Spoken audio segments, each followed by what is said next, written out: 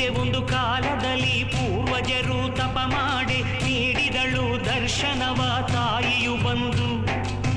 ಮಾನವನ ಕಷ್ಟಗಳ ಪರಿಹಾರ ಮಾಡಲು ನೀ ಧರೆಗೆ ಬಂದು ನೆಲೆಸು ಎಂದು ಬೇಡಿದರಂದು.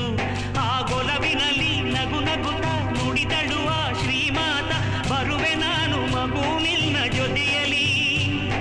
ಷರತ್ತೊಂದ ಕೇಳೆಲ್ದೆ ನೀ ಮುಂದೆ ನಾ ಹಿಂದೆ, ತಿರುಗಿ ನೋಡ ಕೂಡದೆನ್ನ ದಿಕ್ಕಲಿ. ಒಪ್ಪಿದರು ಹಿರಿಯರು, ಮುಂದೆ ಮುಂದೆ ನಡೆದರು. ತಾಯಿ ಹೆಜ್ಜೆ ಗೆಜ್ಜೆನಾದ ನಿಲ್ಲೆ ತವಕ ಮನದಲ್ಲಿ, ಏಕೆ ಎಂದು ತಿರುಗಿ ನೋಡೆ ಶಿಲೆಯಾದಳು ಕ್ಷಣದಲ್ಲಿ.